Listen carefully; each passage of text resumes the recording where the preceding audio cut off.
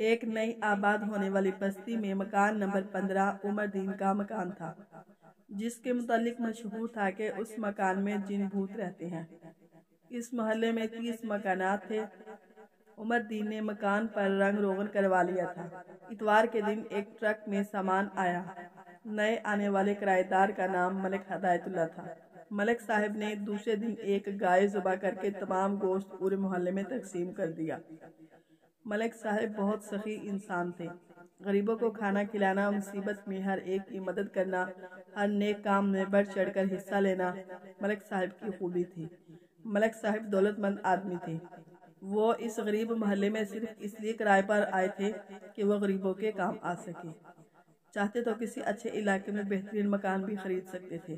ایک ماہ بعد رات کے پچھلے پہر ملک صاحب کے مکان کی چھت پر عورتوں کے رونے کی آوازیں آنے لگی۔ پڑوس کے لوگ ڈر گئے۔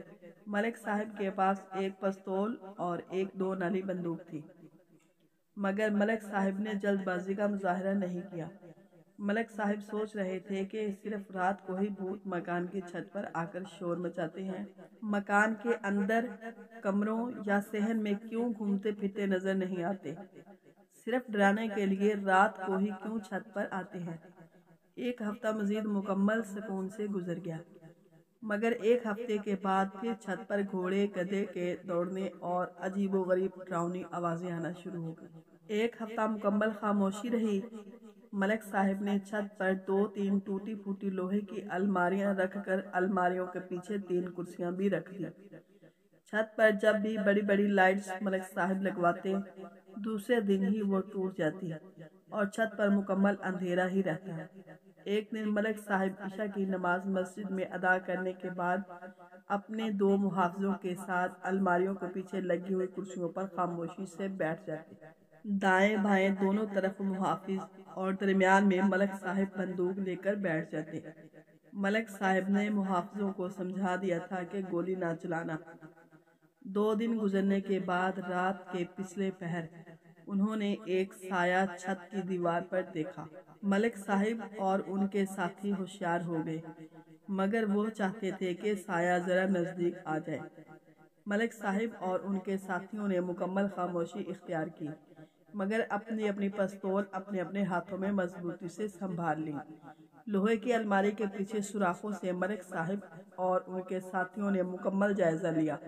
سایہ چھت کے بالکل بیچ میں بیٹری سے چلنے والا ٹیپ ریکارڈ رکھ کر بجانے لگا۔ پہلے آواز کم، پھر آہستہ آہستہ بلند کرتا گیا۔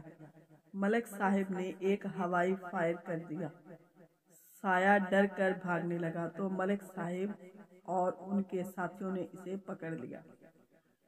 وہ کسی جانور کی کھال پہنے ہوئے تھے، سر پر مصنوعی سینگ لگا رکھے تھے۔ ملک صاحب نے خفیہ لائٹس روشن کی تو دیکھا کہ وہ کوئی آدمی تھا۔ ملک صاحب نے اسے پکڑ لیا اور نیچے کمرے میں لے آئے۔ وہ آدمی تھر تھر کانپ رہا تھا۔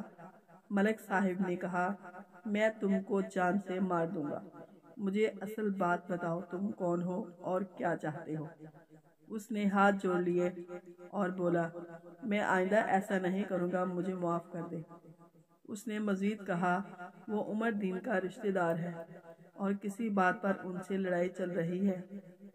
ہم یہ مکان اس سے کرائے پر لینا چاہتے ہیں، لیکن عمر دین کی ضد ہے کہ وہ ہمیں نہیں دیں گے، لہٰذا ہم نے ان کے کرایہ دار بھگانے کا یہ طریقہ اختیار کیا تھا۔